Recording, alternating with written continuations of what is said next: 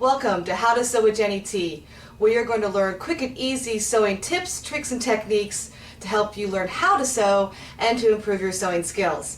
I'm Jenny T, and this is sewing tip number 5.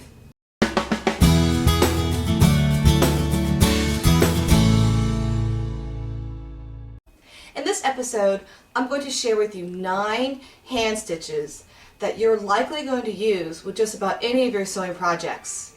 Now, don't get me wrong, you're probably going to use your sewing machine for every sewing project, but there are certain cases where you're going to need to use a hand sewing needle and thread to do some hand stitches. So I'm going to go over with you 9 commonly used and very practical stitches that you'll likely need to learn how to use for your sewing projects, and I'll help explain when it's appropriate to use those sewing stitches. Now, I don't have enough time in this video to show you exactly how to sew all these stitches, so all those videos will be on simplesewingprojects.com. So when you see a stitch that you want to learn, go to simplesewingprojects.com and look up that stitch, and there'll be a video tutorial there to show you exactly how to do that stitch, okay? So, 9 hand stitches that you're going to need for any sewing project, and let me show you the first one.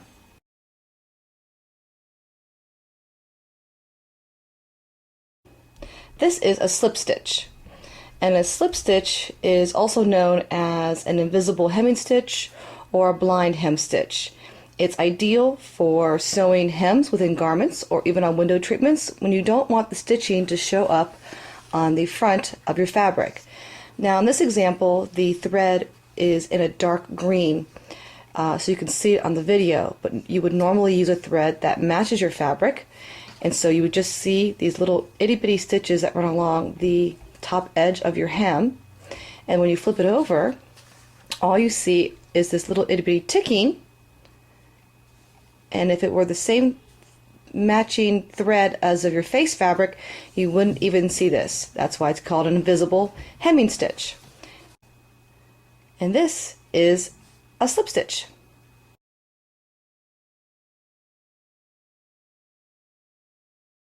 This is an overcast stitch, and it is basically a very simple stitch that wraps around the raw edge of your fabric, and it's designed to finish off a raw edge and to keep the loose threads of your fabric from fraying.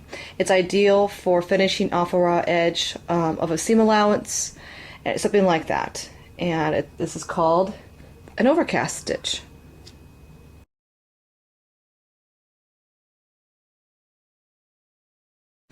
This is a couch stitch, and this stitch is used to sew on objects to fabric like shade rings, hook and eye, fasteners, that sort of thing.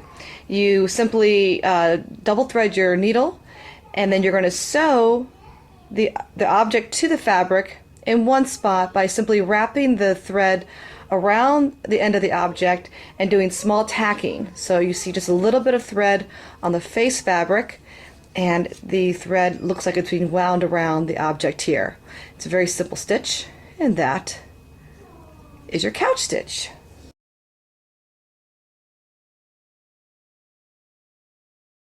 This is a whip stitch. A whip stitch can be identified by nice short diagonal stitches, evenly spaced all the way along the hem. You can use this to hem garments, as well as hems and side hems in window treatments. In fact, I've seen the whip stitch used most commonly when sewing side hems in curtains, probably because you can stitch this really fast. And also what's nice about it is it is also an invisible hem stitch. On the other side here, on the face of the fabric, you see tiny ticking, which you wouldn't see if it was the same color as the fabric. So you would use thread that matches the fabric. For the video, I'm using dark green so you can see it, but normally you wouldn't. Okay, so you can see it's very tiny, and it's another invisible hem stitch, really. And this is your whip stitch.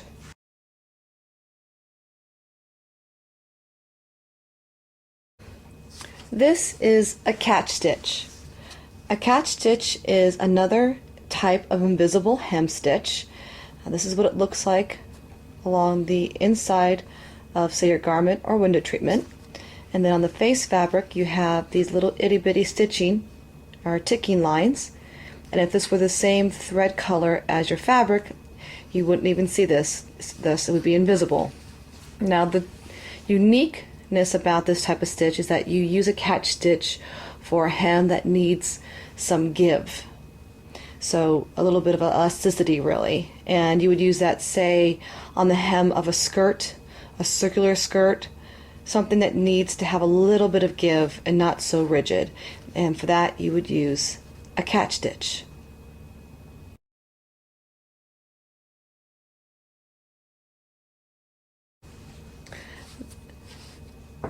This is a back stitch. A back stitch is, I guess, basically what it sounds like. It's formed by sewing back stitches. It's a very strong stitch, and which should be used to sew any sort of join or seam that needs extra strength. Now, I'm not the best hand stitcher, so these stitches are a little uneven. You'd probably want to work on getting them a little more even and equal length. But this is how it would look for a back stitch.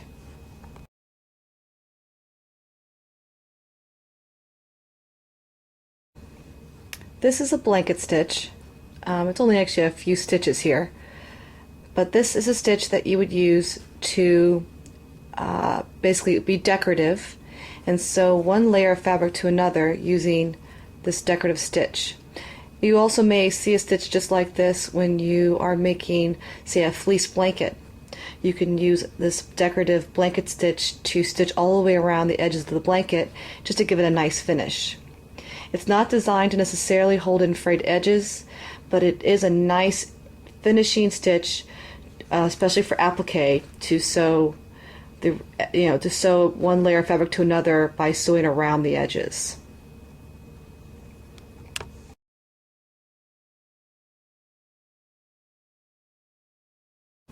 This is a running stitch, also known as a basting stitch or gathering stitch.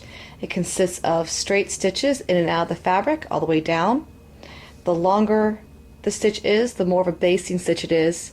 You would use this to normally just temporarily secure one layer of fabric to another. So if you're, or even like a zipper or something like that. So you would use this running stitch or basting stitch to temporarily sew a zipper to a seam. Or perhaps you want to hand stitch a seam together first before putting it on the sewing machine to prevent the fabric from moving. It's a very handy stitch to always secure something temporarily. You either want to remove this later or conceal it in the actual machine stitch. Now you could also use the running stitch as a gathering stitch by simply just gently pulling on the thread, and the fabric will gather just like this. And you would use this at the hem of a circular skirt. In the shoulder seam, you sometimes need a gathering stitch, or even when you're creating ruffles, a gathering stitch is what you would use.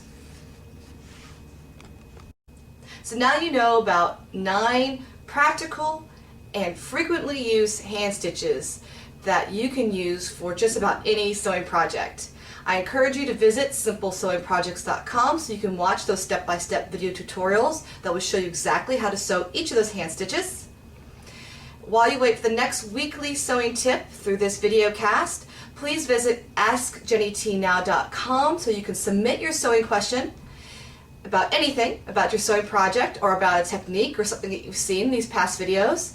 And your question will be answered either through the video cast or through the newsletter Sewing Tips, which you can subscribe to.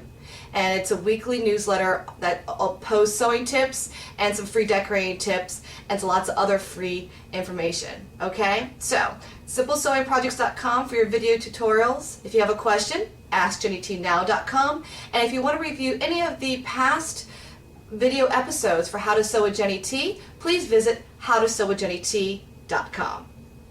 Thanks so much for watching. I'm Jenny T, and I hope to see you in the next sewing tip video.